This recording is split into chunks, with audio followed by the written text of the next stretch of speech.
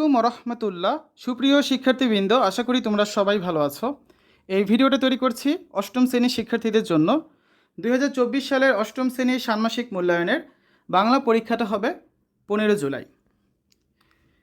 দেখো, তোমাদের বিদ্যালয়ের উন্নয়ন বিষয়ক বৈঠক অনুষ্ঠিত হবে। এই বৈঠকে সকল শিক্ষক, শিক্ষার্থী ও অভিভাবক একত্র হয়ে শিক্ষার্থীদের নানা প্রয়োজন এবং বিদ্যালয়ের নানা সমস্যা ও সম্ভাবনা নিয়ে আলোচনা করবেন। এই আলোচনাকে সামনে রেখে শিক্ষার্থীদের কাছ থেকে লিখিত মতামত ও চাহিদা বা দাবি আহ্বান করা হচ্ছে। বৈঠকে শিক্ষার্থীদের নানা বিষয়ে নিজেদের ভাবনা ও মতামত প্রকাশের সুযোগ থাকবে। একই দিন বিদ্যালয়ের সকল শিক্ষার্থীকে নিয়ে দেয়াল পত্রিকা উন্মোচন করা হবে।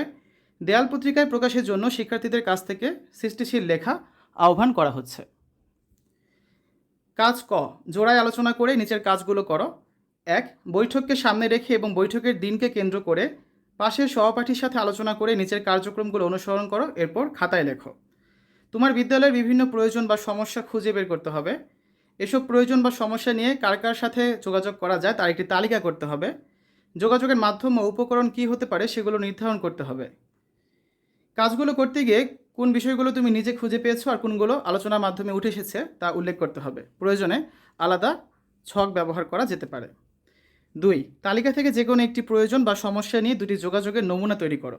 নমুনা দুইটির একটি হবে মৌখিক যোগাযোগের এবং আরেকটি হবে লিখিত যোগাযোগের। এই নমুনা দুটি হবে তোমার তালিকার যে কোনো দুইজন ব্যক্তিকে ঘিরে। নমুনা দুটি তৈরি করতে পাশের সহপাঠীর সাহায্য নেওয়া যাবে।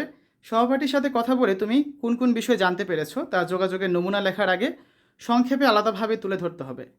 নমুনার ধরন ও বিষয়বস্তু হুবহু এক হওয়া যাবে না।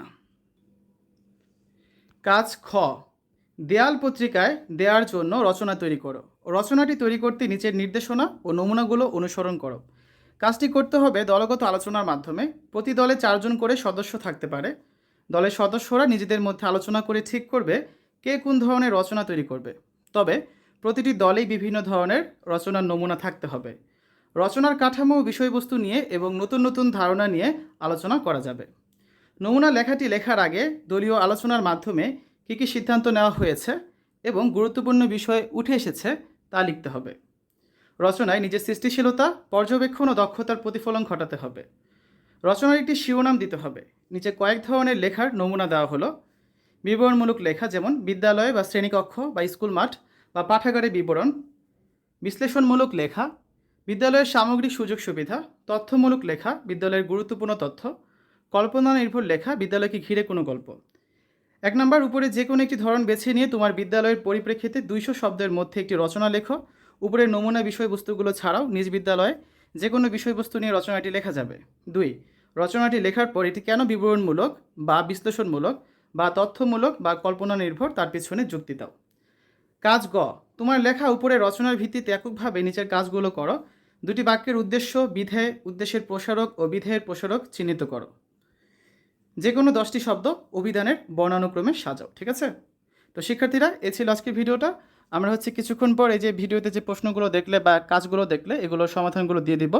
তোমরা এই ভিডিওর পিন কমেন্টে দেখবে একটা প্লেলিস্টের লিঙ্ক দিয়ে দিব আমি। সেই লিঙ্ক থেকে তোমরা ভিডিওগুলো দেখে নিতে পারবে, অথবা আমাদের চ্যানেল থেকেও তোমরা ভিডিওগুলো দেখে নিতে পারবে। তো অপেক্ষা করো, খুব শীঘ্রই ভিডিওগুলো আসছে। তো শিক্ষার্থীরা, সকলকে পরবর্তী ভিডিওগুলো দেখার আমন্ত্রণ জানিয়ে আজ এখানে বিদায় নিচ্ছি। আল্লাহ হাফেজ।